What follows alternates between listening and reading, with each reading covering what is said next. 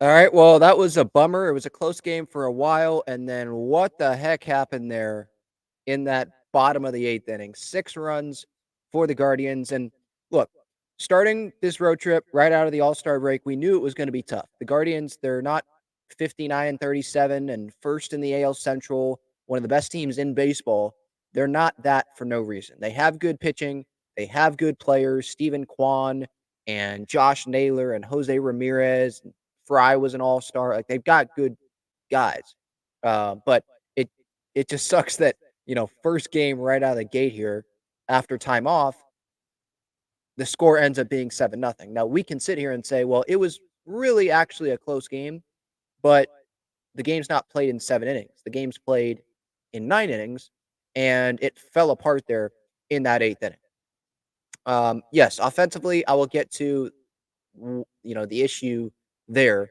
But let's run through this eighth inning and how this unraveled here. So Yuki Matsui, great job out of him, by the way, getting 3 punch outs, I believe, in the inning before. But then single by Bo Naylor, single by Kwan, single by Martinez, and now bases loaded and ball over the plate, not middle, but when it's Jose Ramirez, you put it really anywhere. When it's up, especially when it's up like that, he'll take it. Infield in, single. Now it's 3-0 instead of what it was before, 1-0 in the beginning of this bottom of the eighth. And then Austin Davis comes in, and I'm sitting there like, okay, first game out of the break,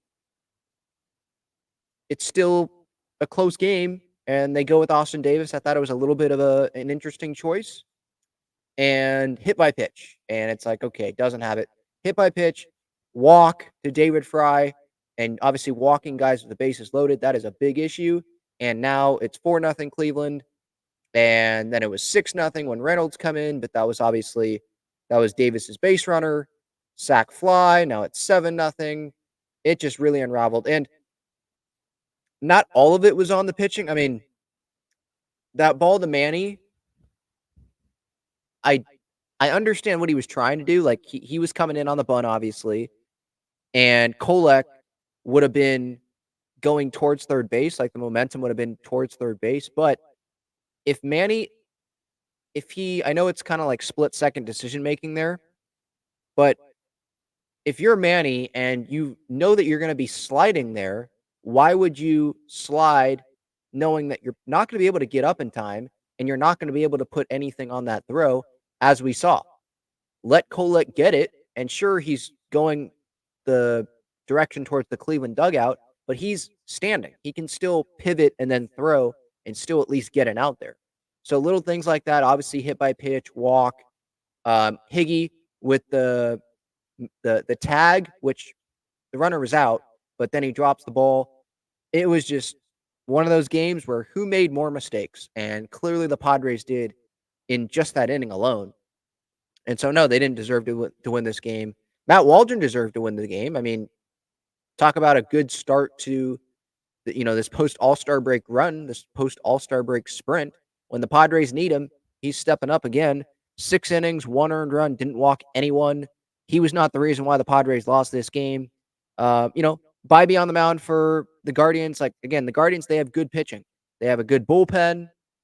What was the stat that Apple TV that they put?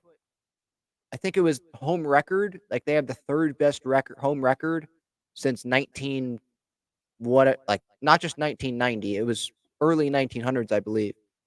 Third best winning percentage at home. So it's a good team that you're facing.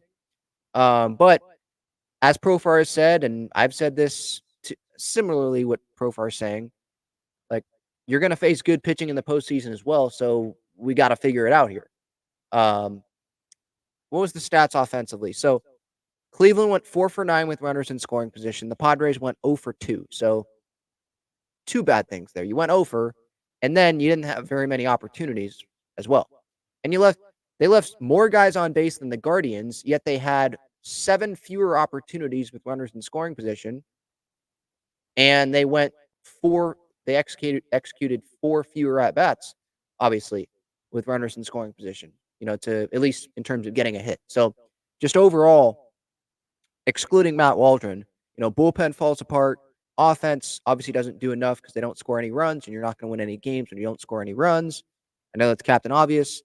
Just a really my takeaway is it's a frustrating start to the post All-Star break stretch run. Um, and it's not going to get really easier, right? The Guardians, you still got 2 games there. Sure, the Nats for, those 3 games, but you got the Orioles and then the Dodgers. And then after that, take advantage of that stretch. But what are they going to be after this stretch of games, after that 2-game Dodger series at Petco? That's a big question. How far under 500 are they going to be, or are they going to be over 500, which obviously is what we're all hoping. Um, if they can be over 500, I don't really care how many games, be over 500 and take advantage of that stretch of games against the Marlins, the Rockies, the Pirates, then they're going to be in a good spot. But right now, as a Padres fan, I don't blame you for, being worried about where this team is at. We don't know necessarily when Tatis is going to come back. Musgrove, Darvish's, personal reasons, don't know if he's even going to return this season. Who knows what Preller does at the deadline. I don't, like I was saying this earlier on my post All-Star break preview, I don't really agree with anyone that wants to bring up, well, this stretch of games is going to determine what AJ Preller does. I mean, I feel like his job's on the line. They got to make the postseason, and he's just not someone that goes and willingly sells. Last year, I was someone that was like, they've had so much time to prove who they are. Why are we, bringing reinforcements in when Snell's probably not going to come back? Hader's not going to come back. I thought that was some great opportunities there to get something back for those guys to put yourself in a better position. Padres don't do that. They don't make the postseason. Instead, they go acquire Barlow, who's not even on the team anymore. And they got Eno De Los Santos back in that deal. They acquired G-Man Choi, who got like 2 hits for the team or something like that. Rich Hill was making some pretty key starts. I know it was the back of the rotation, but 42, 43-year-old Rich Hill was making starts. So, yeah, in hindsight, not great. But like this year, it does feel different, at least the energy, the fight in the team.